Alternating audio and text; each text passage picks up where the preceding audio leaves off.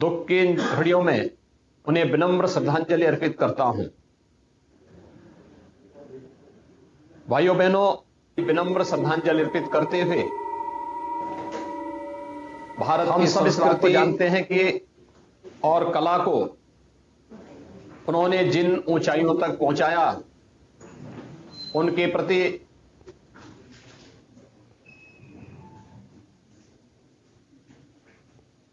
इस सदी की सबसे बड़ी महामारी के दौरान हम सबको 2022 के उत्तर प्रदेश विधानसभा चुनाव का सामना करना पड़ रहा है। देश के अंदर आदरणीय प्रधानमंत्री जी के नेतृत्व में कोरोना प्रबंधन का कार्य उत्तर प्रदेश ने और इस देश ने जिस बेहतरीन तरीके से आगे बढ़ाने का कार्य किया है, दुनिया ने उसकी सराहना की है। फ्री में टेस्ट, फ्री में उपचार, सबको वैक्सीन, फ्री में वैक्सीन के साथ ही डबल इंजन की सरकार ने हर एक गरीब को डबल डोज राशन की भी उपलब्ध कराई है। मुझे यह बताते हुए प्रसन्नता है कि उत्तर प्रदेश की 100% जनता ने कोविड कवच के रूप में वैक्सीन की पहली डोज ले ली है। 72% से अधिक जनता ने दूसरी डोज भी ले ली है। वैक्सीन ने इस सदी की सबसे बड़ी महामारी में एक सुरक्षा कवच का कार्य किया है और यह पहली बार हुआ है जब देश की 135 करोड़ की आबादी को बचाने के लिए किसी महामारी के दौरान इतनी जल्दी कोई दवा मार्केट में आई है। भारत में बना हुआ वैक्सीन दुनिया का प्रभावी वैक्सीन है और सबसे बड़ी चुनौती उत्तर प्रदेश, जो देश की आबादी का सबसे बड़ा राज्य है, इसके सामने था। लेकिन इस सब के बावजूद आदरणीय प्रधानमंत्री जी ने व्यक्तिगत रुचि लेकर के इस महामारी के दौरान एक अभिभावक के रूप में अपना सानिध्य पूरे देश को दिया। उसका परिणाम आप बहुत स्पष्ट झलकता है। कोरोना की तीसरी महामारी पर भी नियंत्रण किया जा चुका है। आज जब हम लोग उत्तर प्रदेश विधानसभा चुनाव के प्रथम चरण के चुनाव को 10 फरवरी को अंदर संपन्न करेंगे, तब तक तीसरी वेव भी नियंत्रित हो चुकी होगी। भाइयों बहनों, आज जिन 21 विधानसभा क्षेत्रों में आदरणीय प्रधानमंत्री जी का मार्गदर्शन प्राप्त होने वाला है, इसमें आगरा, मथुरा और बुलंदशहर की 21 विधानसभाएं हैं। इन 3 जनपदों में हम सब जानते हैं 2017 के पहले क्या स्थितियां थी। ये वही जनपद हैं जहां 2012 में मथुरा में उत्तर प्रदेश का पहला दंगा कोसी कला से प्रारंभ हुआ था। बुलंदशहर के उपद्रव रहे हों या फिर मथुरा का जवाहर बाग की वह दुर्भाग्यपूर्ण घटना, जिसमें सैकड़ों हेक्टेयर में फैले हुए बाग पर सत्ता के संरक्षण में न केवल अवैध कब्जा होता है, बल्कि गुंडागिर्दी और अराजकता का जो तांडव 12 से 17 के बीच समाजवादी पार्टी की सरकार के समय हुआ था, वह किसी से छुपा हुआ नहीं है। आगरा की अराजकता ये किसी से छुपी भी नहीं है। ये वही उत्तर प्रदेश है जहां 2017 के पहले अव्यवस्था, अराजकता का तांडव था। आज वही उत्तर प्रदेश डबल इंजन की सरकार में सुरक्षा के नित नए मानक गढ़ते हुए देश के सामने एक नजीर बनी हुई है। आज उत्तर प्रदेश की कानून व्यवस्था देश के अंदर बेहतरीन मानी जाती है। आज उत्तर प्रदेश निरंतर विकास के नए पथ पर अग्रसर होते हुए हर एक बेटी को, हर एक बहन को सुरक्षा प्रदान कर रहा है।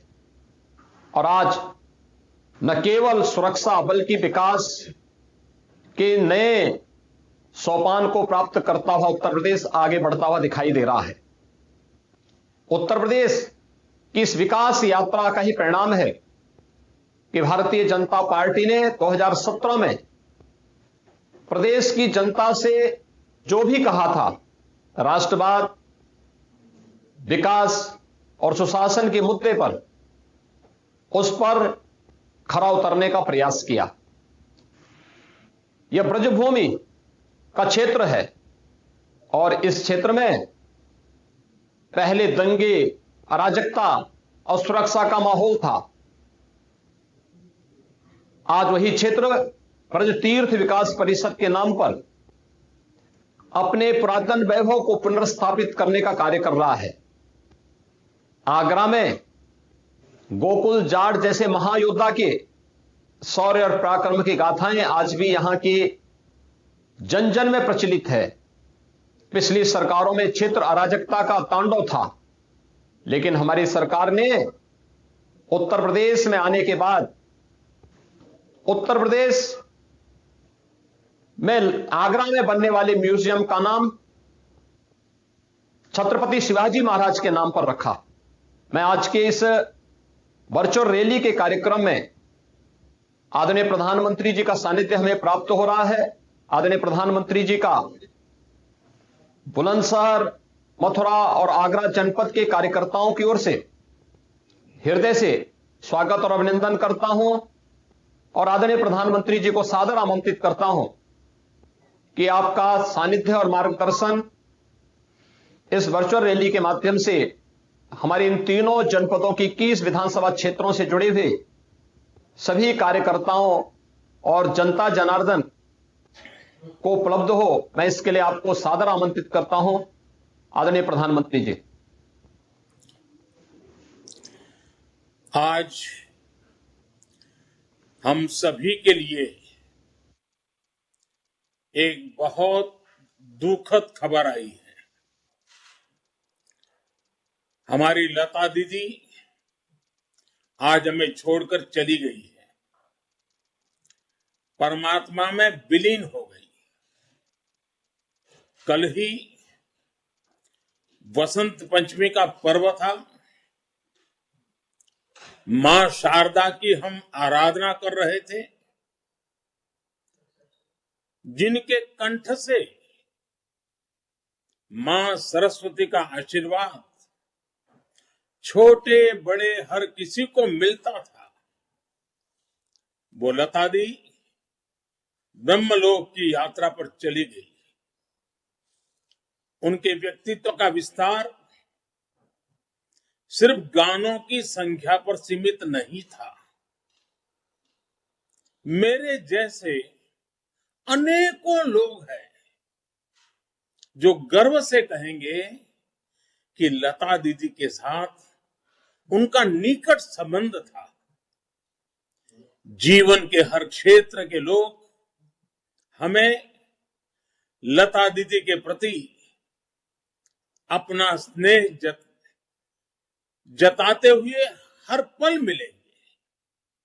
इससे पता चलता है कि लता दीदी के व्यक्तित्व की विशालता कितनी बड़ी थी। वो अपने संबंधों को संवेदना से सिंचित करती थी, निरंतर मजबूती देती थी। आज हम सब दुखी हैं, पूरा देश दुखी है। लता जी जैसी आत्माएं मानवता को सदियों में कभी कभार वरदान की तरह मिलती है। भारत की जो पहचान उन्होंने बनाई,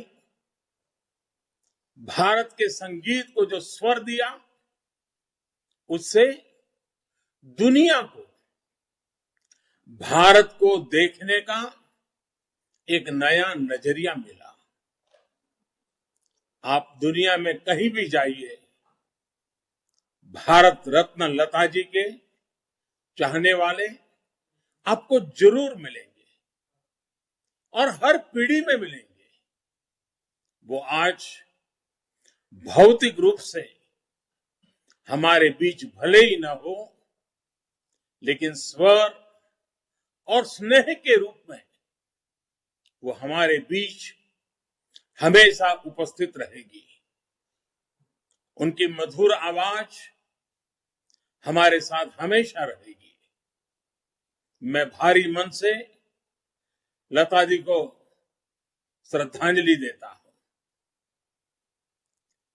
साथियों, आज मथुरा, बुलंदशहर और आगरा के आप सभी लोगों ने इस कार्यक्रम की तैयारी कर ली थी। आप मेरा इंतजार कर रहे थे, इसलिए मैं आपसे बात करने आया हूं।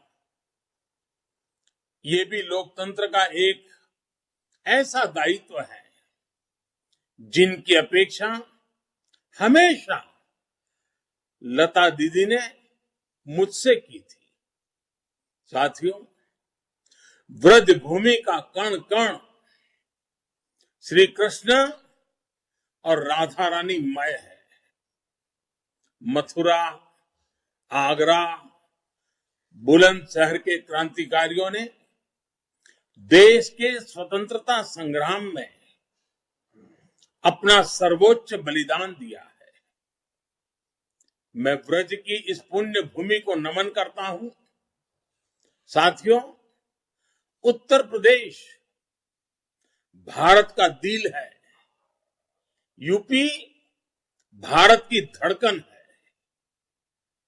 यूपी ने हमेशा देश को दिशा दिखाई है और आज एक बार फिर यूपी देश को नया रास्ता दिखा रहा है। यूपी के लोगों ने दो टूक कह दिया है कि धन दौलत, बाहुबल, जातिवाद, संप्रदायवाद के दम पर, परिवारवाद के दम पर भले कुछ लोग कितनी ही राजनीति कर लें, लेकिन वो जनता का प्यार नहीं पा सकते। जनता का आशीर्वाद तो उसे ही मिलेगा जो सच्चे अर्थ में सेवा भावना से सेवक बनकर यूपी के लोगों की सेवा करेगा। यूपी के लोगों का विकास करेगा। इसलिए यूपी की जनता ने तय कर दिया है कि इस बार भी चुनाव में सबसे बड़ा मुद्दा एक ही है, यूपी का विकास। यूपी का सबसे तेज विकास। और भाई और बहनों, पिछले 5 साल में योगी जी की सरकार ने दिखा दिया है कि अगर यूपी का विकास कोई कर सकता है तो वो भाजपा है। भाजपा के नेतृत्व वाली डबल इंजन की सरकार है। इसलिए पिछले कई महीनों से यूपी के लोग ये ठान कर बैठे हैं कि कमल का बटन फिर दबाना है, भाजपा को ही जिताना है। साथियों, पिछली बार मैं जब मथुरा आया था, व्रज क्षेत्र में गया था, तो आप सबसे जो प्यार मिला, जो स्नेह मिला, वो मैं कभी भी भूल नहीं सकता हूं। हमारी सरकार मथुरा को, यहां की पहचान को वैश्विक पहचान दिलाने का प्रयास कर रही है। व्रज के धार्मिक स्थानों के विकास के लिए योगी जी की सरकार ने व्रज तीर्थ विकास परिषद का निर्माण किया है। चुनाव देखकर कृष्ण भक्ति का चोला ओढ़ने वाले जब सरकार में थे तो वृंदावन, बरसाना, गोवर्धन, बलदेव, नंदगांव, इन सब क्षेत्रों को वो भूल ही गए थे। यूपी के नक्शे में ये सारे क्षेत्र हैं, ये उनको पता ही नहीं आता था। आज बीजेपी को अपार समर्थन देख इन लोगों को अब सपने में भगवान कृष्ण की याद आने लगी है। और मैंने पहले भी कहा था,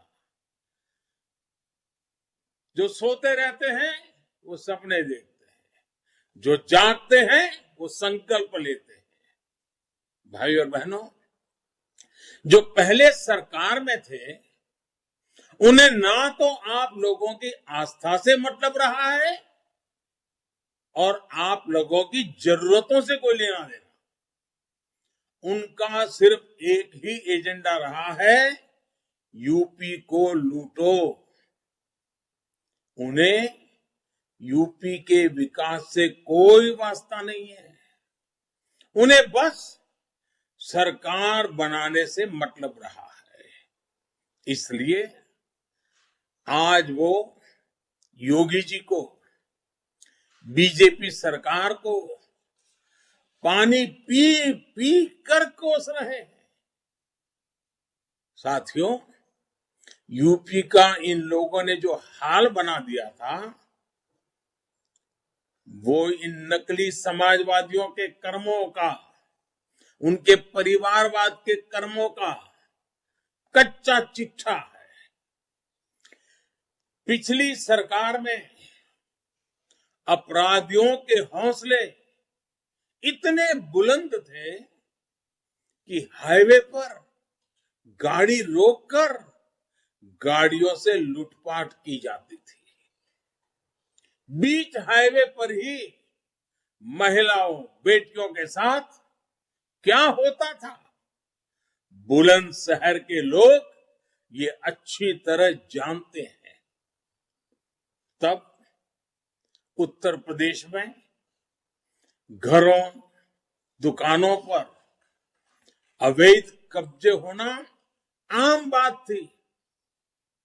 लोग अपना घर छोड़कर पलायन को मजबूर होते थे। आगरा के दंगों में आरोपियों के सिर पर किसका हाथ था, ये आप भली भांति जानते हैं। साथियों, पहले की सरकारें भय फैलाने में जुटी थी, भय निर्माण करना, यही उनका काम था। जबकि हम भविष्य का निर्माण कर रहे हैं। अब रिकॉर्ड हाईवे भी बन रहे हैं और उन हाईवे पर लोग निडर होकर सफर भी कर रहे हैं। अब बेटी घर से बाहर निकल भी रही है और उसके कैरियर की अनंत संभावनाओं के लिए अनेक यूनिवर्सिटी, कॉलेज भी बन रहे हैं। यही फर्क है भाजपा की सरकार और पिछली सरकारों में। इसलिए आज यूपी में बहन बेटियां खुले दिल से कह रही हैं, पहले हमें घर से निकलने में लगता था डर, पहले हमें घर से निकलने में लगता था डर, अब भाजपा राज में अपराधी कांपे थर थर। भाजपा सरकार में अपराधी या तो जेल गए या प्रदेश छोड़ गए। कुछ ने जमानत रद्द करा ली, कुछ जेल से बाहर आने से कतराने लगे। और याद रखिए, ये सब योगी जी के कारण हुआ ऐसा मैं नहीं कहता हूं, ये सब आपके कारण हुआ है, उत्तर प्रदेश के लोगों के कारण हुआ है, उत्तर प्रदेश की माताओं बहनों के संकल्प के कारण हुआ है, क्योंकि आपने एक वोट योगी जी को दिया था, आपने एक वोट मोदी जी को दिया था, आपने भाजपा के कमल पे बटन दबाया था। ये आपके एक वोट की ताकत है जो यूपी को नई पहचान दिला रही है। साथियों, पहले की सरकारों का एक और पसंदीदा खेल होता था, तिजोरियों को भरने का खेल। सब मिलकर खेलते थे, मिलकर खाते थे। आज ऐसे लोगों का पूरा खेल बिगड़ गया है। पहले परिवार ही सरकार थी, अब पूरा यूपी भाजपा सरकार का परिवार है। भाइयों और बहनों, परिवारवादी सरकारों के लिए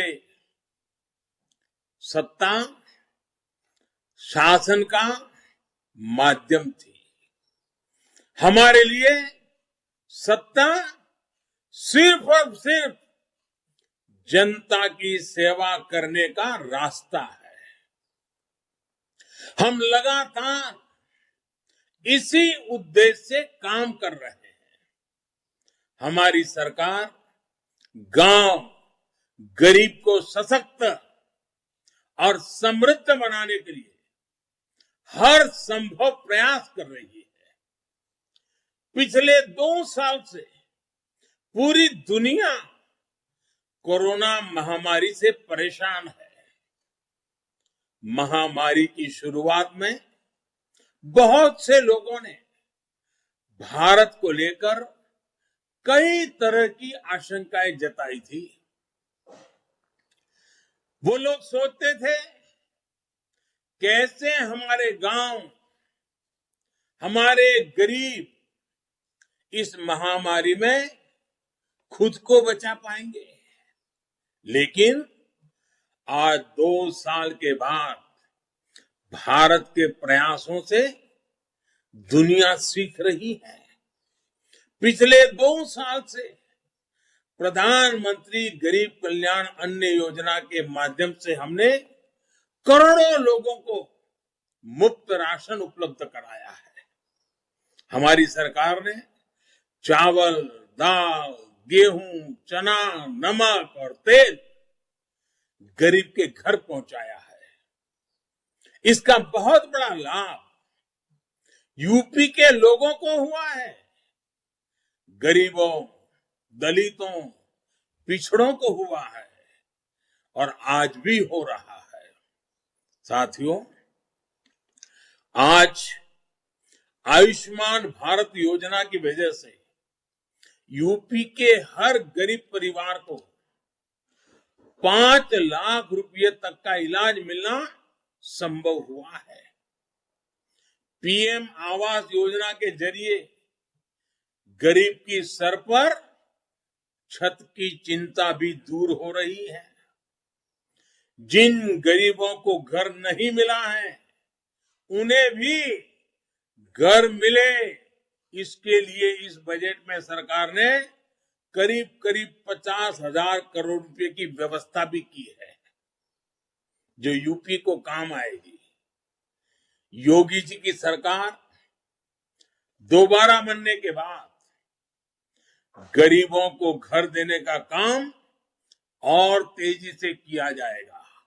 और मैं आपको बता दूं, अगर ये कोरोना काल न आया होता ये कोरोना की वैश्विक महामारी का संकट ना आया होता, आने जाने में इतनी रुकावटें ना आई होती, तो इस 2 साल में योगी जी ये काम कर देते। ऐसे अनेक काम 2 साल में कर देते, लेकिन ये 2 साल बीच में कठिनाइयों से गुजारना पड़ा। सरकार की शक्ति को भी लोगों की जान बचाने में लगानी पड़ी। नहीं तो जिस तरीके से 2017 से योगी जी ने मामला उठाया था काम का, अगर 2 साल में ये रुकावट ना आई होती तो आज यूपी कहां से कहां पहुंच गया होता। लेकिन मुझे विश्वास है उत्तर प्रदेश के लोग आने वाले 5 साल के लिए ऐसा भरपूर बहुमत देंगे, सरकार को ऐसी मजबूती देंगे और योगी जी भी इतनी ताकत से दौड़ेंगे कि जो 2 साल बीमारी के कारण तकलीफ आई है ना, उससे भी बाहर निकाल करके यूपी को आगे ले जाएंगे। साथियों, गरीबों के घरों को लेकर नकली समाजवादियों का, ये परिवारवादियों का क्या रवैया रहा है, ये मैं आपको जरूर याद दिलाना चाहता हूं। आगरा, मथुरा और बुलंदशहर के शहरी क्षेत्रों में पिछली सरकार ने 8,000 घर भी नहीं बनाए थे। 8,000 से भी कम घर गरीबों के लिए बनवाए थे। पिछले 5 साल में योगी जी की सरकार ने आगरा, मथुरा और बुलंदशहर में करीब करीब 85,000 घर बनाकर गरीबों को दिए हैं। आप सोचिए, पहले की सरकार के कहां 8,000 से भी कम और योगी जी के समय कहां 85,000, यानी 10 गुना ज्यादा काम। यही फर्क है जो आज पूरे यूपी के लोगों को दिख रहा है। हमारी सरकार की योजनाओं से दलितों को, पिछड़ों को, गरीबों को सबसे ज्यादा लाभ हो रहा है। साथियों, आगरा, मथुरा और बुलंदशहर में उज्ज्वला योजना के तहत 7.5 लाख से ज्यादा गैस कनेक्शन दिए गए हैं। इससे महिलाओं के जीवन में जो इतना बड़ा फर्क आया है, वो हमारी माताएं बहनें की ही भली भांति समझती है। इसलिए यूपी की नारी शक्ति ये पूरी तरह ठान कर बैठी है, भाजपा को जिताना है, योगी जी को फिर मुख्यमंत्री बनवाना है। भाइयों और बहनों, यूपी की भलाई के लिए इन नकली समाजवादियों और उनके साथियों का सत्ता से दूर रहना बहुत आवश्यक है। आज भी वो किसानों से झूठे वादे किए जा रहे हैं, गन्ना किसानों को झूठी बातें बता करके उकसाने का प्रयास भी कर रहे हैं। किसान भूले नहीं है कि सत्ता में रहकर उन्होंने क्या क्या किया था, कैसे गन्ना किसानों को भुगतान के नाम पर रुला दिया था। साथियों, योगी जी की सरकार ने पिछले 5 साल में गन्ना किसानों का 1.5 लाख करोड़ रुपए से ज्यादा का भुगतान किया है। ये योगी जी से पहले की सरकारों में 10 साल में हुए भुगतान से भी काफी ज्यादा है। 10 साल से ज्यादा। इतना ही नहीं, हमने पिछली सरकारों के समय जो बकाया था उसका भुगतान भी किया है। इन लोगों का एक खेल गन्ना पर्चियों का भी था। गन्ना माफिया किसानों की उपज औने पौने खरीदकर अपनी जेब भरते थे। आज लाखों गन्ना किसानों को ई गन्ना ऐप के जरिए पर्ची से संबंधित सभी जानकारी मिल रही है। भाई और बहनों, यूपी के किसानों को एमएसपी का पैसा मिले, इसके लिए भी टेक्नोलॉजी ज्यादा से ज्यादा मदद ली जा रही है। ज्यादा खरीद केंद्र खोले जाने की वजह से खरीद में भी हर साल नए रिकॉर्ड बनाए गए हैं। पीएम किसान सम्मान निधि भी छोटे किसानों के लिए बड़ी ताकत बन रही है। आगरा, मथुरा और बुलंदशहर के लाखों किसानों को इसका लाभ मिला है। उनके खाते में 1600 करोड़ से ज्यादा की रकम पहुंची है। इस बार के बजट में किसानों के लिए एक और बड़ी घोषणा की गई है। अब गंगा जी के दोनों किनारों पर प्राकृतिक खेती, नेचुरल फार्मिंग का एक कॉरिडोर बनाया जाएगा। इससे गंगा जी केमिकल फ्री तो होगी ही, किसानों की भी उपज को अच्छे दाम मिलेंगे। साथियों, सरकार की एक और योजना का लाभ हमारे ब्रज के साथियों को मिला है। आज मैं उसका विशेष तौर पर जिक्र करना चाहता हूं। पहले किसान क्रेडिट कार्ड का लाभ पशुपालकों और मछली पालकों को नहीं मिलता था। हमारी सरकार ने नियमों में बदलाव किया। इस बदलाव के बाद यूपी के करीब 1 लाख पशुपालकों को, मछली पालकों को केसीसी दिया गया, किसान क्रेडिट कार्ड का लाभ दिया गया। इस वजह से उन्हें बैंक से 1100,000 करोड़ रुपए की मदद भी मिली है। 1100,000 करोड़ रुपए। इसका बड़ा लाभ हमारे ब्रज क्षेत्र के पशुपालकों को भी हुआ है। सरकार जो यूपी में बायोगैस प्लांट का नेटवर्क बना रही है, गोवर्धन योजना को प्रोत्साहन दे रही है, उससे भी हमारे पशुपालकों को बहुत मदद मिल रही है।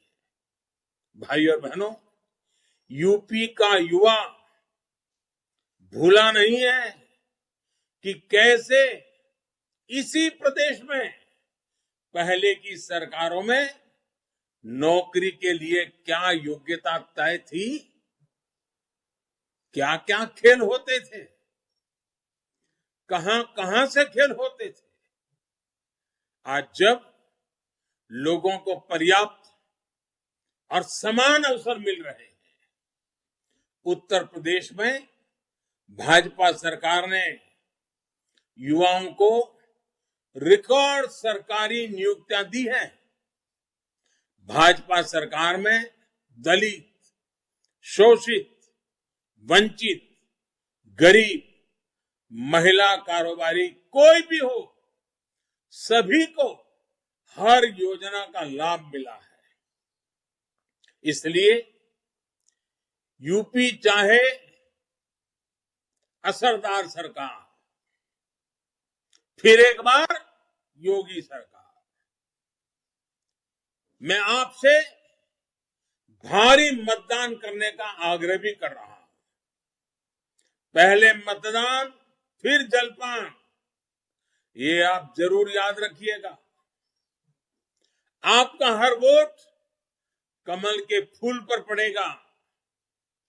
इसी विश्वास के साथ आप सभी को बहुत बहुत धन्यवाद और आने वाले दिनों के लिए मेरी अनेक अनेक शुभकामनाएं। बहुत बहुत धन्यवाद।